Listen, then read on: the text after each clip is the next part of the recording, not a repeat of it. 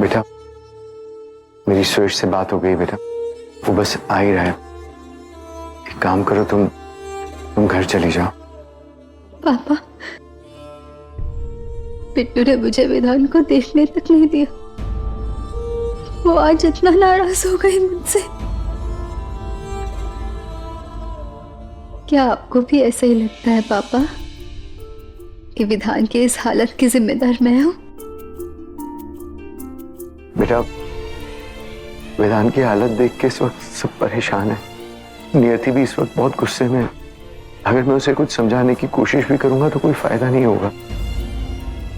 एक काम करो बेटा, तुम बार बार उसके सामने मत आओ, वरना वो तुम्हें देख के और गुस्से में आएगी। तुम थोड़ी देर घर चली जाओ बेटा।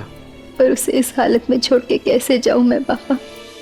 कभी कभी किसी जख्म का इलाज कोई मरहम नहीं होता, और ना ही कोई तसल्ली, और ना ही किसी इंसान की मौजूदगी, बल्कि ऐसे जख्मों का इलाज तो सिर्फ वक्त होता है। तुम नियति को भी थोड़ा वक्त दो संभालने के लिए। तुम अगर घर चली जाओगी तो ठीक है, मैं घर ही चली जाती हूँ। मैं ड्राइवर को बोलता हूँ गाड़ी लेके आने के लिए।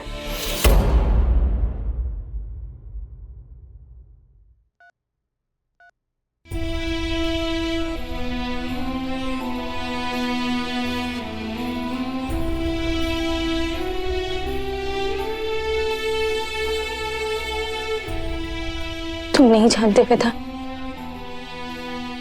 आज मैं कितनी शर्मिंदा हूं। मेरी बहन की वजह से आज तुम आईसीयू में हो।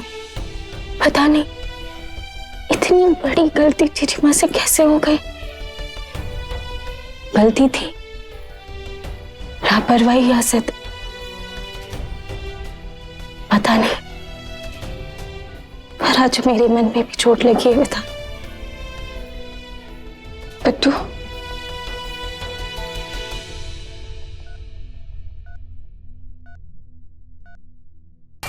ये देख, ये किया है मैंने उन लोगों के साथ जिन लोगों ने विधान की ये हालत की थी।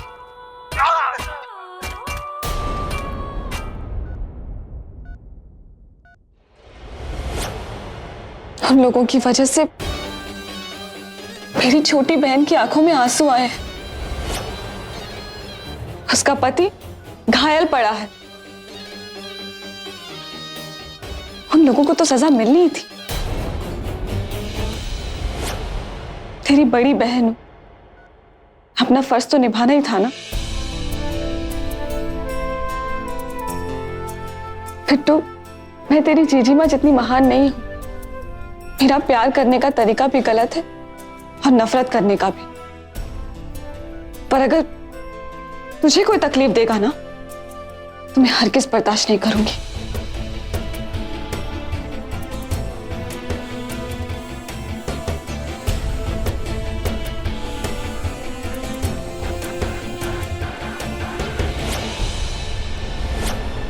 आप मेरी जीजी माँ, आपके तरीके गलत हो या सही, मुझे उससे कोई फर्क नहीं पड़ता, क्योंकि आपके जज्बात सही है। कितनी शातिर है ये लड़की। विधान पे हमला करने वालों को पिटवाया मैंने, और फायदा इसने उठा लिया।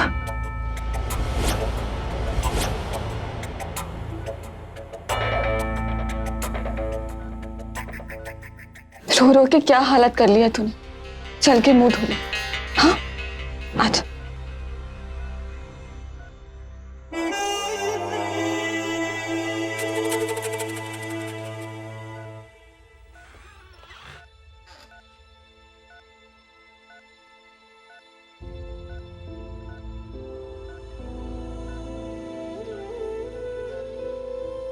Mom, you're the best.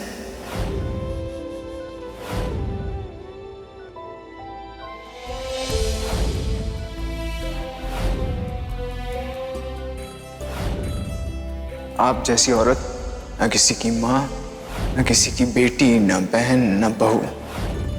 कुछ नहीं बन सकती है। आपका बेटा कहलाने से बेहतर है कि मैं मर जाऊं। मेरा जिद्दी बच्चा बिल्कुल माँ पे गया है। एक पल में अलग कर दिया खुद से। बिल्कुल नहीं सोचा अपनी माँ के बारे में। दुनिया के लिए मैं कितनी भी बुरी हूँ, लेकिन हूँ तो तुम्हारी माँ बेटा।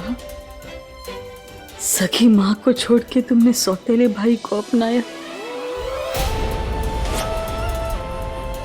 जानती हूँ नाराज हो, मेरी तकलीफ देख के तुम्हें कोई तकलीफ नहीं होती, लेकिन तुम्हारी तकलीफ से कैसे मुंह फेर सकती हूँ मैं।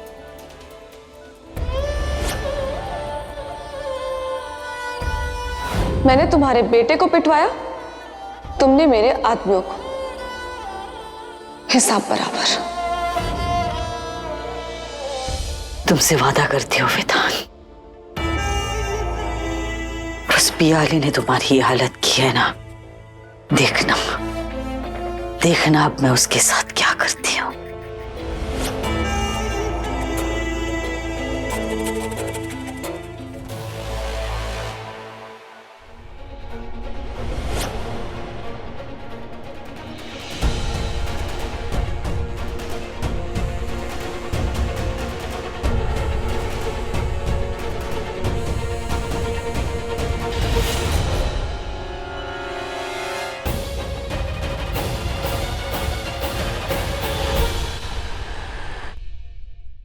हेलो।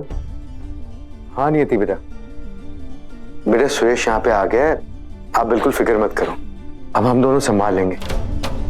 एक काम करो, तुम और प्याली जाके कुछ खा लो बेटा, तुम दोनों ने सुबह से कुछ भी नहीं खाया है। ठीक है बेटा। क्यों विधान, क्यों तुमने मुझे खुद से अलग कर दिया? माँ हूं तुम्हारी।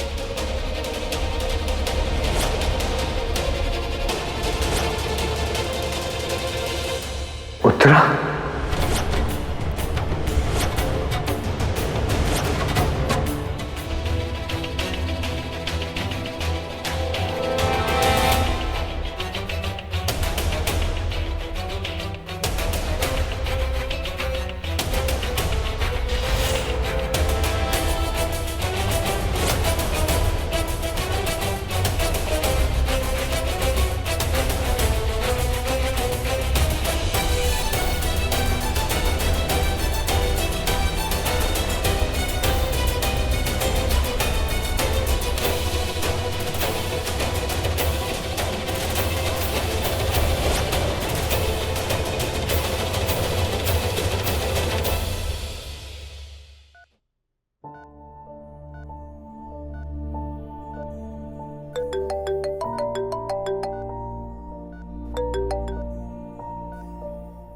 बोलो। सुयश, आप विधान के साथ हैं? हाँ। कैसा है वो अब? बेहोश है। आप कहाँ चले गए थे सुयश? मैंने आपको कितनी बार फोन किया। मैं और फाल्गुनी मैम, मैं इस बारे में बाद में बात करूंगा, अभी बात नहीं करना चाहता। सुयश,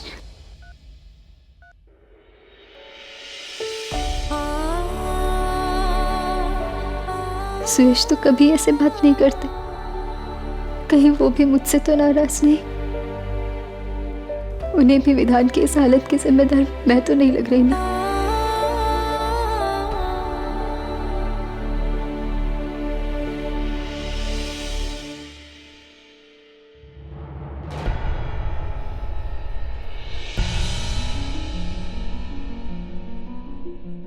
रावत साहब, हमारे दिल को सुकून मिल गया। हम अभी अभी आपके बेटे की सलामती के लिए इबादत करके आए। कैसा है विधान? अभी कुछ कह नहीं सकते, जब होश में आएगा तभी पता लगेगा।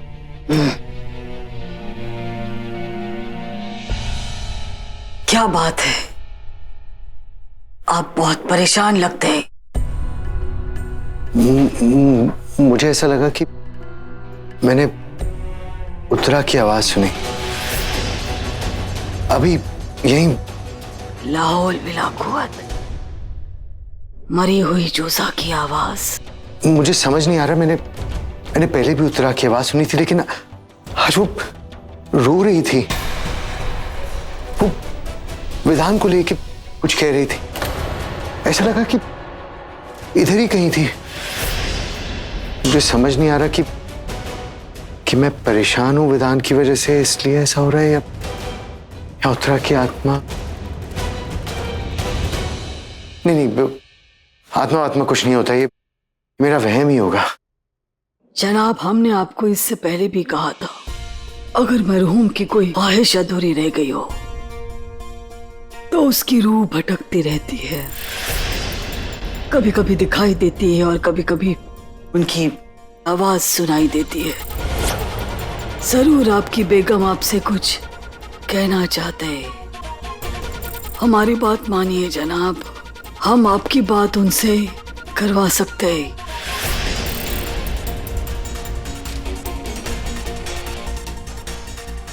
कोई बात नहीं, इत्मीनान से सोचिए। आपको जब भी किसी दोस्त की जरूरत पड़े याद कीजिएगा, हम हाजिर हो जाएंगे।